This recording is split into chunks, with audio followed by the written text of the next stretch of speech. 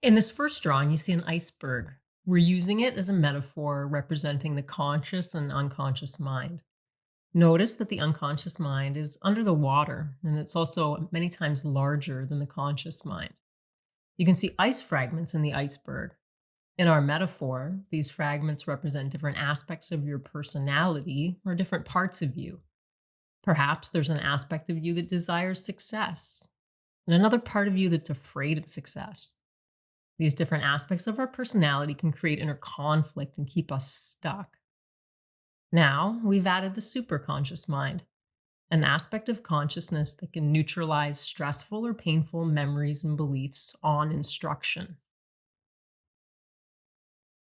Now, in this drawing, you see a timeline from conception until now. Your superconscious mind has been present since conception and has learned the same language as you and those around you speak.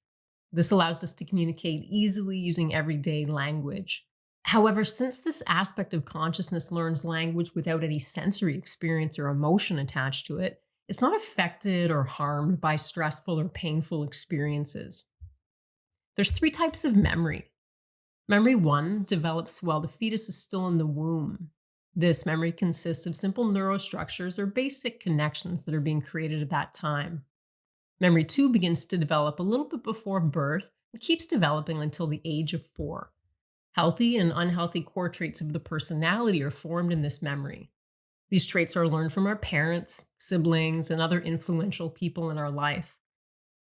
Memory 3 starts to develop shortly before birth and continues until now. We start learning in the womb and continue learning all of our lives.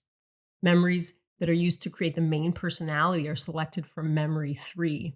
And learning is, in fact, the creation of memories. A collage of learned memories runs our emotions, behaviors, and our thoughts. Now let's have a closer look at memory 3. Memory 3 contains active memories and dormant memories. Active memories are used to create our perception, our behavior, and our thoughts. They dictate how we interpret and react to the world around us. Dormant or inactive memories are all the memories you have when you're not thinking about them. Most memories you have are dormant. Now, let me give you an example of a dormant memory. I'm going to ask you a question.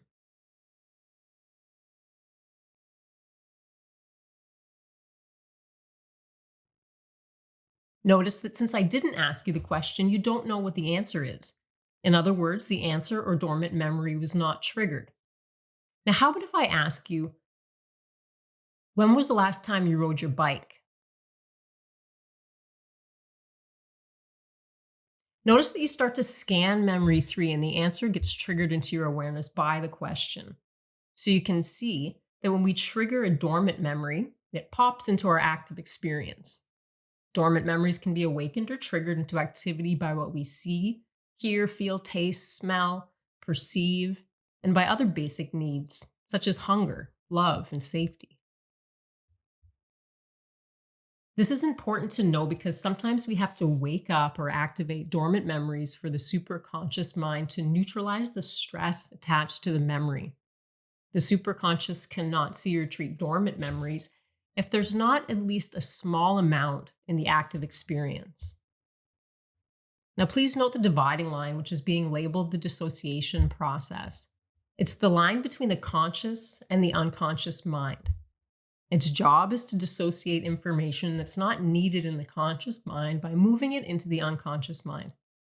It remains available, so it's still active and contributing to the creation of behaviors, but it's no longer conscious. Some dissociated behaviors are skills, like driving, for example. After driving for a while, you're not aware of your movements and decisions. It's an unconscious competence and you're on automatic. So the dissociation process helps simplify the content and emotion of our conscious mind, allowing us to be better focused and more effective in our lives. Next, the association process is found at the border of the iceberg as seen here. When there's a situation calling for a new behavior or response, it's the association process that allows only the most fitting memories to be triggered into the active experience. If it lets memories in too easily, we might find ourselves distracted by irrelevant thoughts or having a hard time focusing on a task. The superconscious mind can fine tune the association process to help keep you focused on your goals. In order to neutralize stressful or painful memories, we simply activate a memory or event associated with it and instruct the superconscious mind to neutralize the emotion at a rate that's safe and comfortable, neutralizing some emotion, and then letting the system settle before neutralizing some more. This is how the superconscious mind will do it. So the results are gentle, fast, safe, and long lasting. You've now completed part 1 of the MAP method brain training.